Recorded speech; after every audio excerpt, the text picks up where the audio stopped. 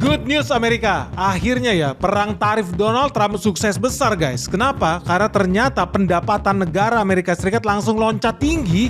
Mereka cuan hampir 3.000 triliun loh. Hanya dalam 1 tahun di 2025 saja. Dan kalau perang tarif ini dilanjutkan, Amerika Serikat itu cuannya bisa sampai tembus 5.000 triliun. So this is a very good news dong buat Amerika Serikat. Tapi yang jadi pertanyaan guys, tiba-tiba ada ribuan perusahaan di Amerika Serikat menggugat negaranya sendiri. Dan perusahaan yang menggugat juga nggak kaleng-kaleng. Ada FedEx, perusahaan logistik, ada Costco, perusahaan retail, ada Revlon, perusahaan kosmetik, sampai Dyson, perusahaan yang hobinya bikin penyedot debu, menggugat pemerintahan Amerika Serikat. Ada apa ini guys? Kenapa mendadak tiba-tiba ribuan perusahaan dari seluruh dunia datang ke Amerika Serikat dan menggugat Amerika Serikat sendiri? Kalau lu penasaran, lu jangan skip video ini karena Benix ramalannya kembali terbukti benar.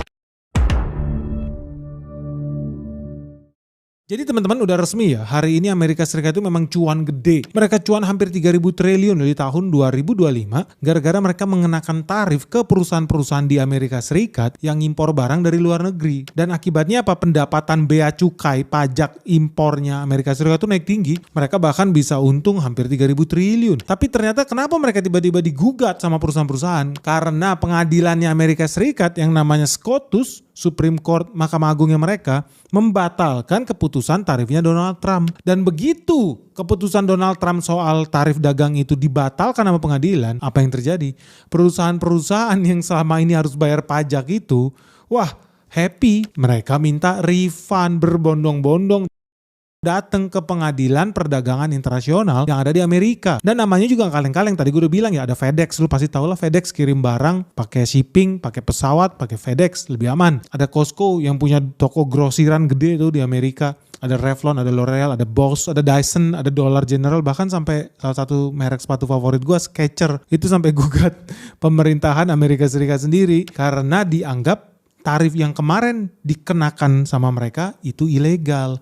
Akibatnya apa? Mereka kan selama ini bayar tarif, ada yang 19%, ada yang 30%, ada yang 50% kalau dari Cina, dan duit itu masuk ke kas negara. Donald Trump happy banget, sampai kemudian itu dibatalkan sama Mahkamah Agungnya Amerika Serikat guys. Jadi teman-teman bisa lihat di layar kaca ya, bahwa memang perang tarif Donald Trump ini bisa membawa penghasilan yang luar biasa besar bagi pemerintahan Amerika Serikat sendiri. Oh berarti Benix salah dong, buktinya Amerika Serikat cuan besar. Tunggu dulu bro, lu lihat dulu aja datanya. Memang dari tahun 2025 mereka punya penghasilan itu hampir 3.000 triliun.